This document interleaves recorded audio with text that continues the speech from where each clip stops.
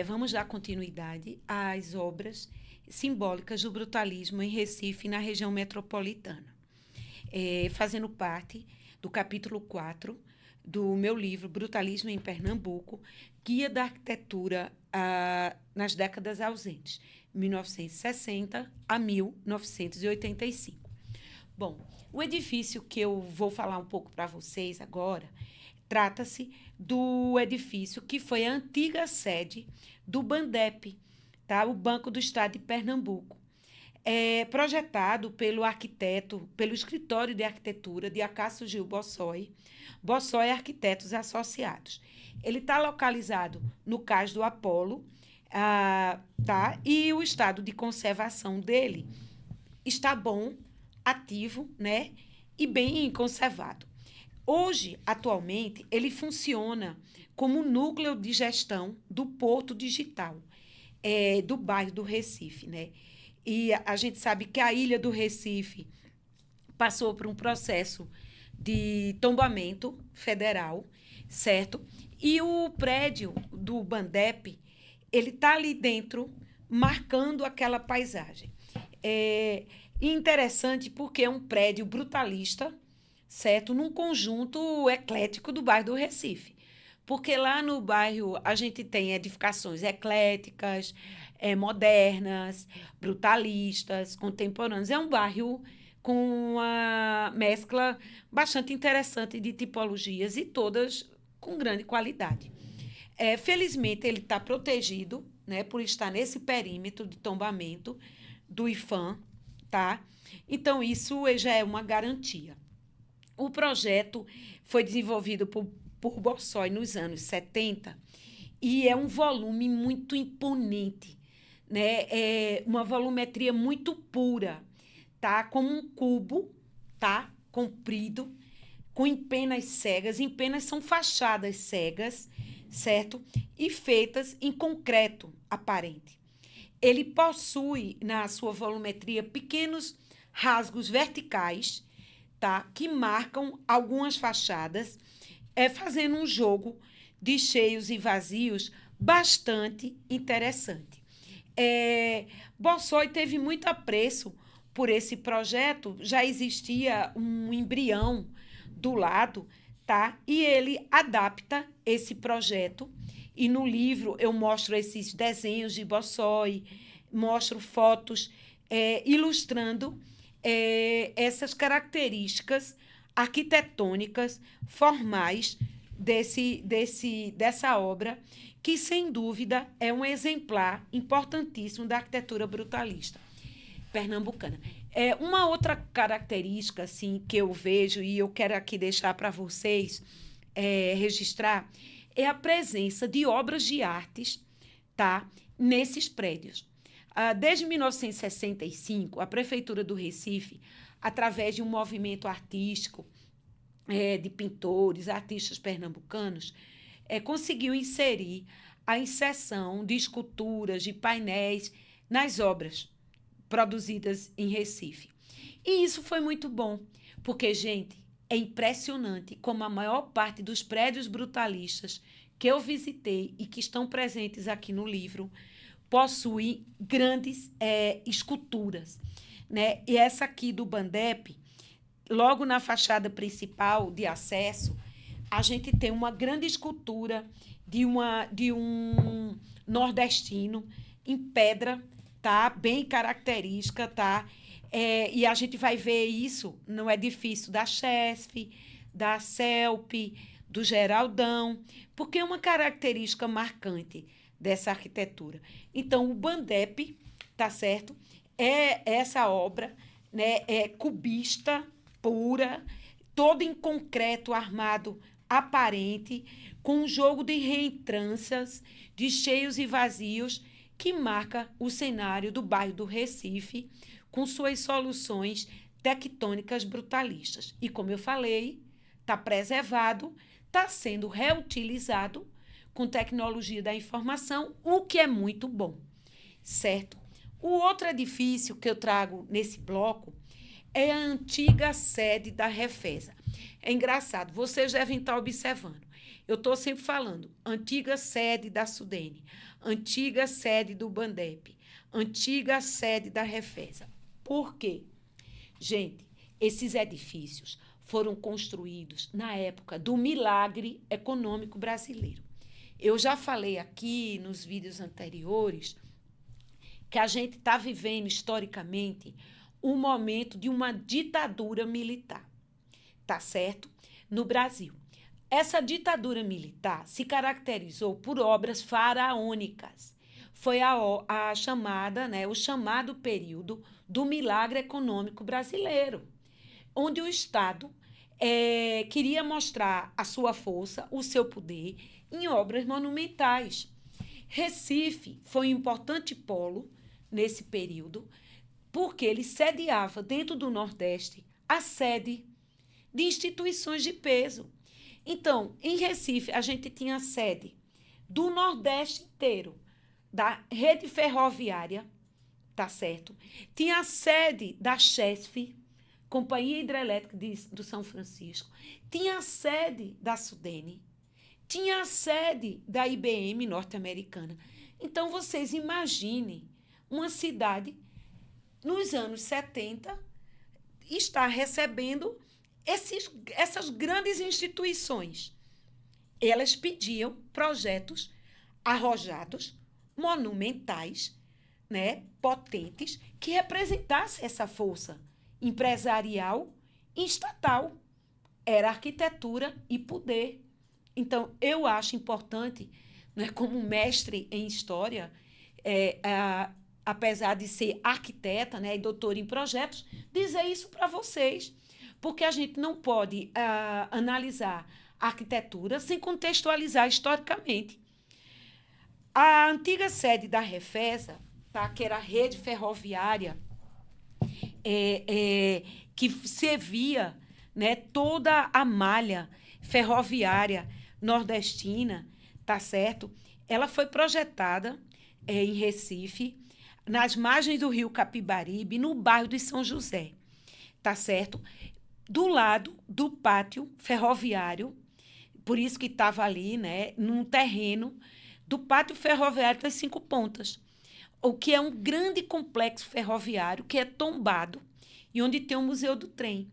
Do lado estava a Refesa, que gerenciava todos os estados nordestinos, pegando uma parte do norte e uma parte do sudeste, que era servido. Então, era um prédio, é um prédio gigantesco, também monumental, e foi projetado pelos arquitetos Marcos Domingues, que eu falei aqui, e o Frank Svensson, certo? Que entre 1968 e 1970 projetaram essa obra.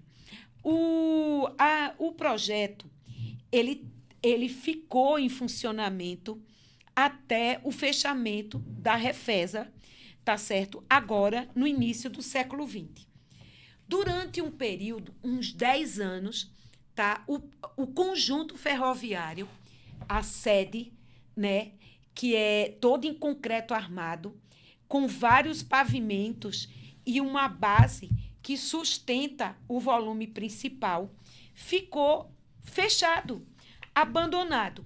Por quê? Quando a Refesa decreta a falência, e eu não vou entrar nessa discussão agora, que inclusive eu trato disso no meu livro do ano passado, que eu lancei, Patrimônio Industrial em Pernambuco, ela fica num período de transição para saber para onde vai o patrimônio ferroviário brasileiro. Então, o IPHAN, certo, junto com o DENIT, junto com a série de instituições federais, fica negociando a posse desses terrenos. O acordo ajustado ficou para o estado de Pernambuco. Então, hoje, o edifício sede da Refesa, que é esse projeto belíssimo, brutalista, é propriedade, por um termo de cessão durante 30 anos, do governo de Pernambuco. O governo de Pernambuco transformou o edifício da Refesa num condomínio estatal. Dentro desse prédio, desse enorme prédio, a gente lá, só para vocês saberem, alguns órgãos que funcionam lá. A administração da ilha de Fernando de Noronha, a Agência de Tecnologia da Informação do Governo de Pernambuco, o Corpo de Bombeiros, uma parte dos bombeiros, quer dizer, é uma miscelânea de usos, certo? Cada pavimento, 2 pavimentos, tem uma instituição, é um condomínio estadual. Eu não acho errado, certo? Eu acho que foi uma solução certa, porque melhor do que o governo pagar aluguel de imóveis é usar os imóveis que já são, que ele pode ter acesso e eles conservarem. Só que, visitando o edifício, que tem características arquitetônicas muito interessantes, com uma planta baixa, que é bem influenciada pelo brutalismo europeu, não é uma planta linear, pavilionar, é uma planta com pátios, como inclusive o professor Cantalice 2 fala em seu trabalho, tá? A solução em planta é bastante peculiar. O jogo volumétrico dos pavimentos é interessantíssimo e assim desperta interesse a solução plástica de cada pavimento, com os peitoris em concreto, os fechamentos em cobogóis, só que os cobogóis aqui são cerâmicos, certo? Não são em concreto. Gente, o interior da Refesa é belíssimo, certo? Vocês têm rampas em concreto armado, tem essas circulações banhadas pela luz do cobogó, certo?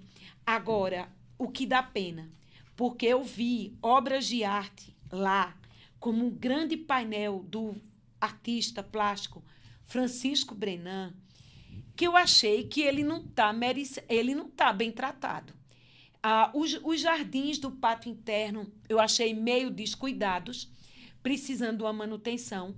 E o grande painel, que tem mais de 15 metros por 3, que dá para esse jardim do Brenan, contando a história da ferrovia em Pernambuco, tá esquecido.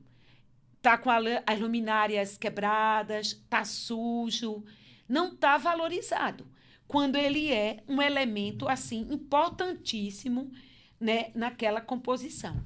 Porque eu falei aqui que sempre a gente tem uma integração da arte e da arquitetura nessas obras de arte, e que eu acho isso importante. O edifício da Refesa, tá certo? Passou 10 anos fechado e sem uso, certo? Devido a esse fechamento da Refesa. Passou a ser reutilizado em 2018, certo? Mas ele, gente, não é preservado legalmente. Ele não tem nenhuma lei de proteção, nem estadual, nem municipal. E aqui eu faço mais uma vez um apelo ao governo de Pernambuco, certo? Que olhe o seu próprio patrimônio. Porque se a gestão é estadual, por que a Fundarp não tomba a Refesa e não revitaliza adequadamente, não restaura? Igual com o seminário de Camaragibe. São 2 obras de gestão do Estado e que eu acho que o Estado devia, sim, restaurar e preservar.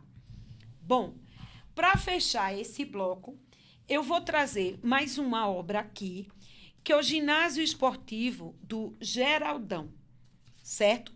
O Geraldão é o Ginásio de Esporte Geraldo Magalhães, que fica na Imbiribeira, tá certo? Ali, na Avenida Mascarenhas de Moraes. Esse edifício, gente, é belíssimo. É um ginásio onde tem campeonatos de voleibol, de basquete, de handebol, nacional, internacional, certo? É um lugar de sociabilidade importantíssimo dentro da cidade do Recife. Uma boa notícia é que ele foi, certo? Ele foi reabilitado e foi restaurado, tá certo? Pela Prefeitura da cidade do Recife. O projeto é do Ícaro de Castro Melo, tá certo? E ele tá ativo, tá bem conservado, o que é muito bom. Eu tive visitando a estrutura esportiva e confesso para vocês que eu fiquei feliz com o resultado, certo? É claro que tem algumas coisas que poderiam ter sido feitas melhor, porque como eu entrevistei o Fernando Diniz e ele me disse que algumas coisas do projeto que ele deu consultoria não chegaram a ser feitas, mas a equipe que trabalhou na obra, certo, para revitalizá-la, para restaurá-la, fizeram um trabalho de uma forma muito correta, certo? Levantaram toda a documentação, que eu tive até acesso, conseguiram material com o escritório do Ícaro, com as pessoas que ainda cuidam desse acervo, certo? Fizeram, trabalhado toda a questão de acessibilidade. E essa obra esportiva, marcada com esses pórticos de concreto, com essa cobertura, tipo uma cúpula, se encontra bem preservado, tá? O que eu gostei também é que ela tem obras de arte na sua parte externa e ela dialoga muito bem com o seu entorno, com sua paisagem. Então, eu parabenizo a todos aqueles que se envolveram com o projeto de restauro e revitalização, melhoria do nosso Geraldão.